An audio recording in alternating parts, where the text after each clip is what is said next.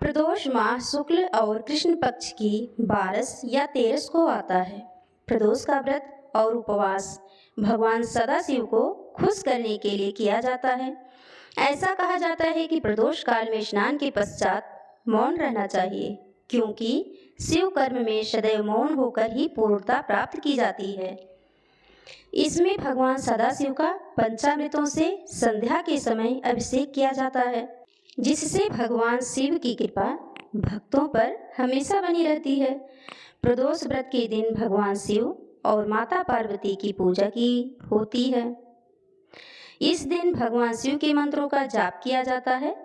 प्रदोष व्रत के करने पर भगवान शिव की कृपा भक्तों पर हमेशा बनी रहती है और व्रत करने वाले के सभी दुख समाप्त हो जाते हैं।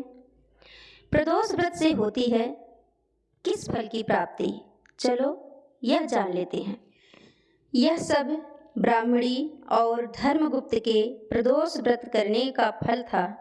स्कंद पुराण के अनुसार जो भक्त प्रदोष व्रत के दिन शिव पूजन के बाद इस कथा को सुनता है या पढ़ता है, उसे 100 जन्मों तक कभी दरिद्रता नहीं होती है। कब किया जाता है प्रदोष का व्रत, चलो यह जान लेते हैं। प्रदोष व्रत महीने में 2 बार होता है।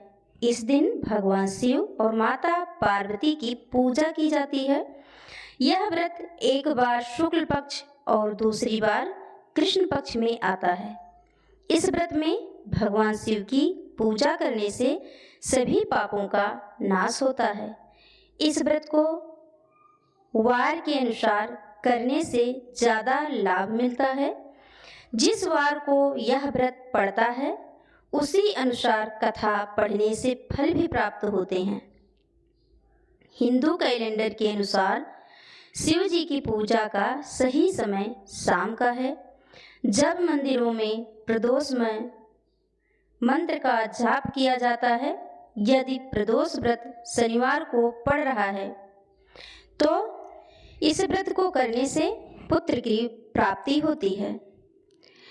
प्रदोष व्रत की पूजा विधि क्या है, चलो यह जान लेते हैं। व्रत रखने वाले व्यक्ति को व्रत के दिन सूर्य उदय होने से पहले उठना चाहिए।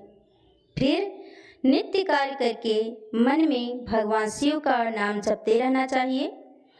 यूं तो व्रत में किसी भी प्रकार का अन्न खाना वर्जित होता है, लेकिन भगवान भोलेनाथ की पूजा में जिन स्त्री या पुरुष को शारीरिक तौर पर किसी भी प्रकार की कमजोरी हो, वो शाम को पूजा करने के बाद बिना नमक के एक अन्न खा सकते हैं।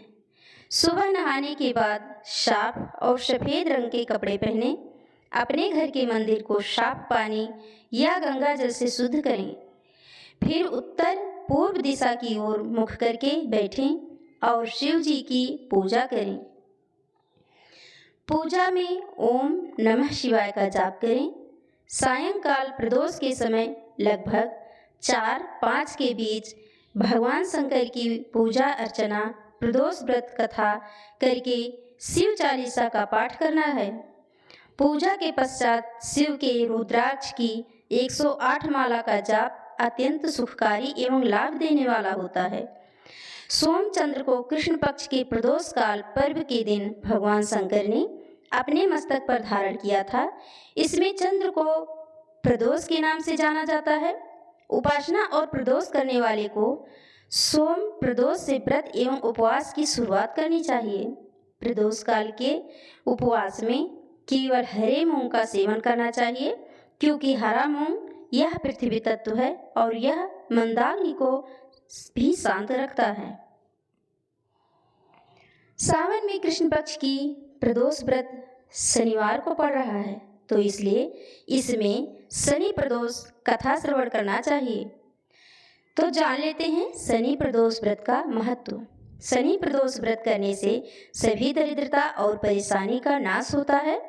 यदि इंसान को सभी प्रकार की पूजा पाठ और व्रत करने के बाद भी सुख शांति और खुशी नहीं मिल पा रही है, तो उस व्यक्ति को हर माह पड़ने वाले प्रदोष व्रत पर जब दान व्रत आदि करने से पूरा फल मिलता है। यदि व्यक्ति चंद्रमा के कारण परेशान है तो उसे वर्ष भर के सारे प्रदोष व्रत करने चाहिए।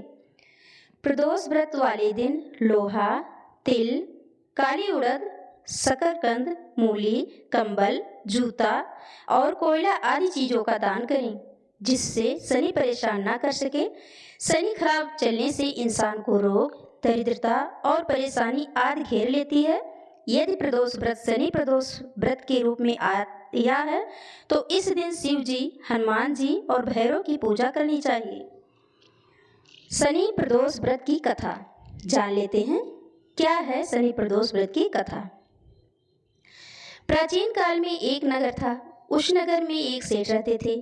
उस सेठ के घर में हर सुख सुविधाएं थी, लेकिन उसकी कोई संतान नहीं होने के कारण सेठ और पत्नी हमेशा दुखी रहते थे। काफी सोच विचार करके सेठ जी ने अपना काम नौकरों को सौंप दिया और खुद सेठानी के साथ तीर्थ यात्रा करने निकल गए। अपने नगर से बाहर निकलने पर उन्हें एक साधु बाबा मिले जो ध्यान में बैठे हुए थे।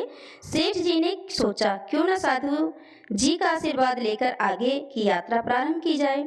सेठ और सेठानी साधु के निकट जाकर बैठ गए। साधु ने जब आंखें खोली तो उन्हें पता चला कि सेठ और सेठानी काफी समय से उनके आशीर्वाद की प्रतीक्षा में बैठे हैं। साधु ने सेठ और सेठानी से कहा कि मैं तुम्हारा दुख जानता हूँ, अब से तुम शनि प्रदोष व्रत करो, इससे तुम्हें संतान का सुख प्राप्त होगा।